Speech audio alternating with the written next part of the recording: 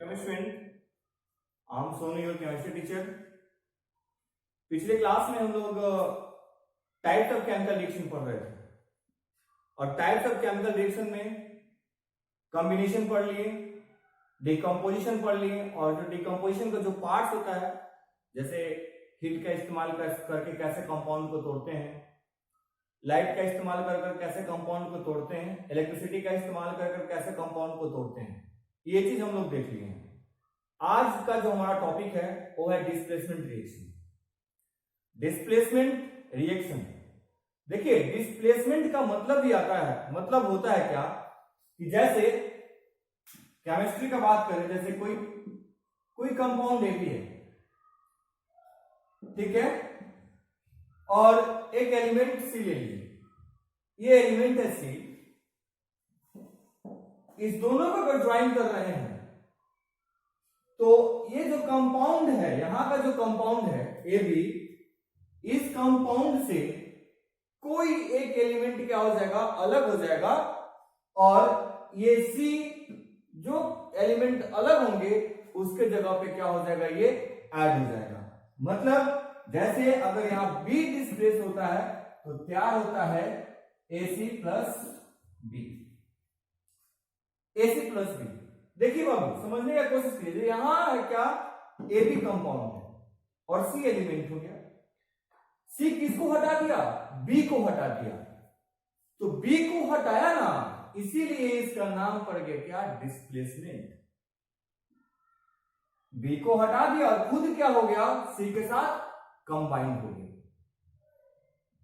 ठीक है ना। तो what is this, what is,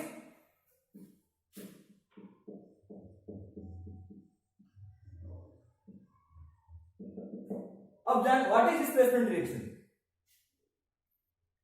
A chemical reaction in which element displace some other element to form a compound are called displacement reaction. क्या बोले, a chemical reaction in which element displace some other element to form a compound is called displacement reaction. इसको क्या बोलते हैं, displacement reaction बोलते हैं। देखिएगा,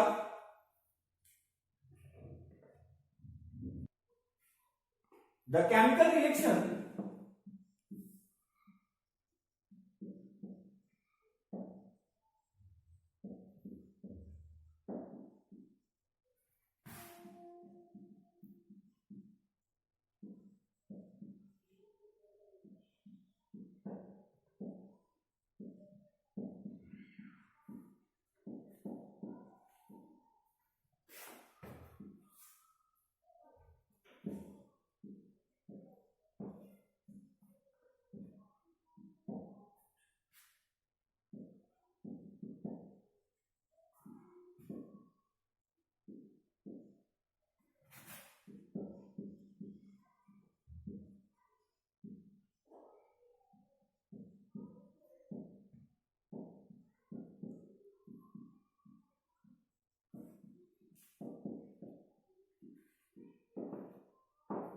देखिए, what is displacement reaction, what is displacement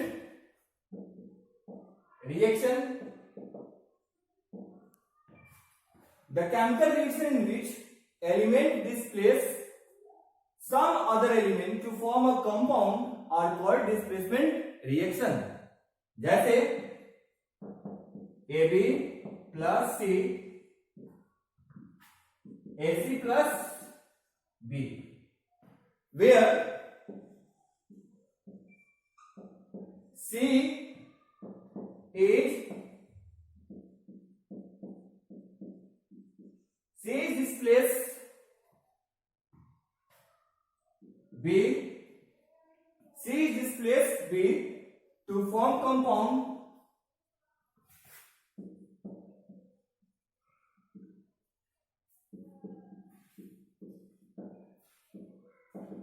AB। AB का जो कंपाउंड है, उस AB के कंपाउंड से सी को क्या कर रहा है, सी जो है बी को डिस्प्लेस कर रहा है ना। ए बी कंपाउंड से बी को क्या, सी क्या कर रहा है, डिस्प्लेस कर रहा है।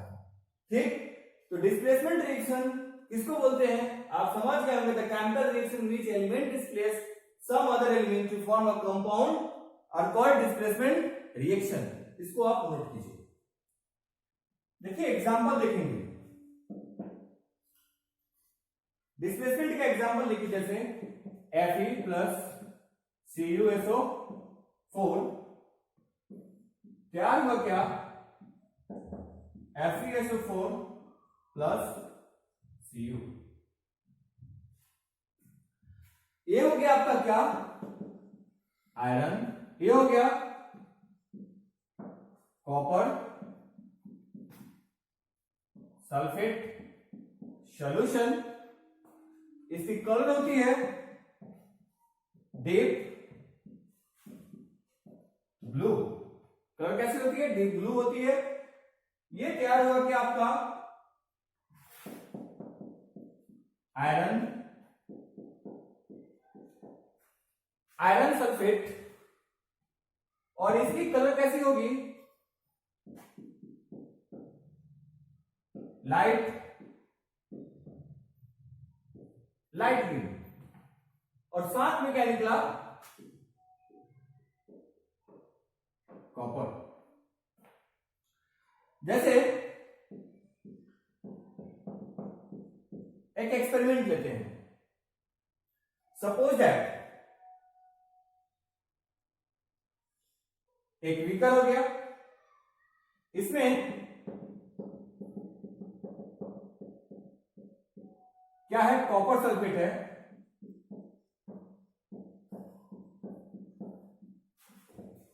क्या है, कॉपर सल्फेट है। इसकी कलर कैसी होगी, डीप ब्लू। अब इसमें हम लोग क्या करते हैं, आयरन, तो आयरन नेल इस्तेमाल करते हैं, ठीक है, नेल इस्तेमाल करते हैं। आयरन नेल समझ रहे हैं आप, आयरन नेल इसमें डाल रहे हैं।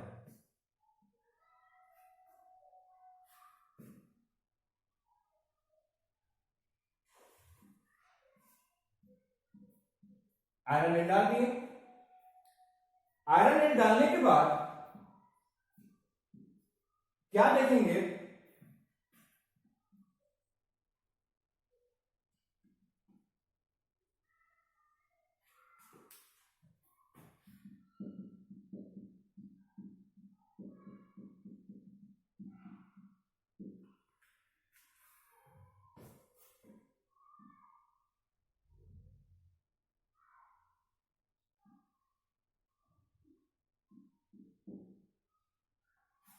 इसका कलर कैसा हो जाएगा, लाइट ग्रीन। कैसा कलर हो गया, आयरन सल्फेट का कलर कैसा हो जाएगा, लाइट ग्रीन हो जाएगा। और ये जो नेल है वो क्या हो जाएगा, रेड, रेड ब्राउन में चेंज हो जाएगा। किसमें चेंज होगा, रेड ब्राउन में चेंज हो जाएगा। रेड ब्राउन में क्यों चेंज होगा, कि कॉपर सल्फेट क्या करेगा, उसके ऊपर अपना एक लेयर तैयार कर लेगा। तो ये आपका एक छोटा सा एक्सपेरिमेंट है। ये एक्सपेरिमेंट हम कोशिश कर रहे हैं कि अगर स्कूल तक पहुंच जाए तो कुछ एक्सपेरिमेंट का वीडियो करके आपके सामने रख देंगे, या फिर स्कूल खुलेगा तो इस एक्सपेरिमेंट को हम लोग लैब में भी देख सकते हैं।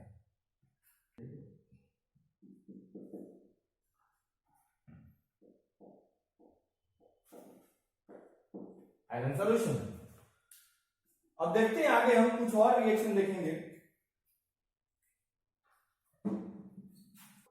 दूसरा एग्जांपल लेते हैं, Zn प्लस CuSO4, ठीक है, तैयार होगा ZnSO4 प्लस Cu। ये क्या है, जिंक है। ये क्या है,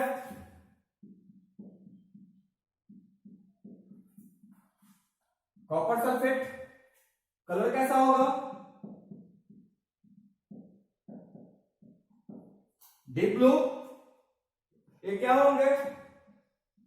जिंक, जिंक सल्फेट। इसकी कलर कैसी होगी?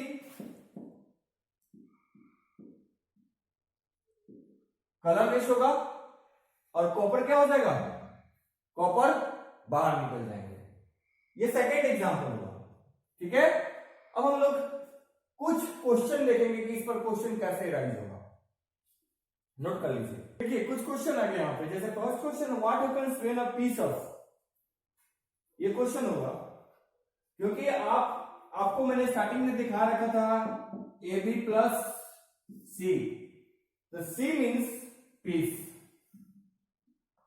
C means piece and AB means solution. AB means solution. तो कॉपर सल्फेट सॉल्यूशन हो सकता है, या हाइड्रोक्लोरिक एसिड हो सकता है, या H2SO4 हो सकता है।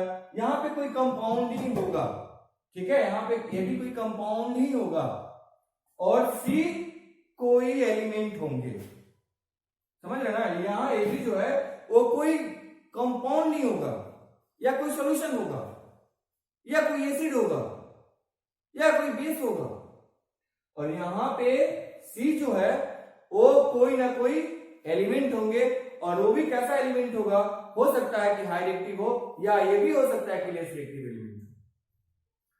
एक बात और, डिस्प्लेसमेंट रिएक्शन जो है बाबू, वो डिस्प्लेसमेंट रिएक्शन डिपेंड करता है एक्टिविटी सीरीज पे। अब ये एक्टिविटी सीरीज है क्या? जैसे अगर हम बात करते हैं कि क्लासरूम में, अगर हम बात करते हैं क्लासरूम के अंदर 40 स्टूडेंट बैठते हैं, 40 में से ही 40 टॉप नहीं करते हैं, उसमें से कुछ ही ऐसे बच्चे होते हैं जो टॉप में आते हैं। जैसे first, second, third, fourth, fifth, 6, 7, 8, 9, 10 हम लोग उसको रैंक देते हैं, या क्लास में से उसको टॉपर को निकालते हैं, ये टॉपर है। तो टॉपर जो है बाबू वो फेल्योर के साथ नहीं बैठ सकता है। टॉपर जब भी बैठेगा तो अपने कंपैरिजन के हिसाब से बैठेगा, है ना। अगर सपोज दैट कि अगर फेल्योर उसके साथ बैठता है तो वो चाहेगा कि कितना जल्दी इससे हम क्या हो जाए, दूर से अलग बैठे। सेम कंडीशन यहां भी होता है। ये जो डिस्प्लेसमेंट रिएक्शन है, ये हमारा फिर ये टॉपिक मिलेगा मेटल नॉन मेटल में, और मेटल नॉन मेटल में एक्टिविटी सीरीज पढ़ेंगे, और फिर इसको हम लोग वहां से भी इस टॉपिक को आसानी से क्या कर सकते हैं, समझा सकते हैं, समझ भी सकते हैं, ठीक है। तो देखिए पहला, what happens when a piece of, question, zinc metal, क्या है? Piece of zinc metal, zinc metal is added to copper sulphate solution. तो मैंने अभी दिखाया था ना आपको, Zn प्लस CuSO4, ये कैसा कलर है इसका? ब्लू है। तो क्या क्या हुआ? ZnSO4 plus Cu। सेकेंड देखेंगे, aluminium metal is added with a dilute. देखो डाइल्यूट और कंसंट्रेटेड दो वर्ड आ रहा है। डाइल्यूट अगर एसिड का बात किया जाए तो एसिड में वाटर प्रेजेंट होगा, अगर कंसंट्रेटेड का बात किया जाए तो वाटर उसमें प्रेजेंट, एसिड के अंदर प्रेजेंट नहीं होगा। फिर से मैं बोल रहा हूं, उसको सुनना। जैसे डाइल्यूट हाइड्रोक्लोरिक एसिड बोल रहा है, तो डाइल्यूट का मतलब हो गया कि वाटर प्रेजेंट है उसमें। यही अगर कंसंट्रेट रहता तो कंसंट्रेट में वाटर प्रेजेंट नहीं होता है। अब देखिए अल्युमिनियम, आप जानते हैं अल्युमिनियम को रिप्रेजेंट किससे करते हैं हम लोग? Al से करते हैं। Added with hydrochloric acid HCl। अब ये क्या तैयार हुआ? HCl, अल्युमिनियम क्लोराइड और प्लस H2। तो बाबू आपको आपके लिए ये होमवर्क रह गया, ठीक है।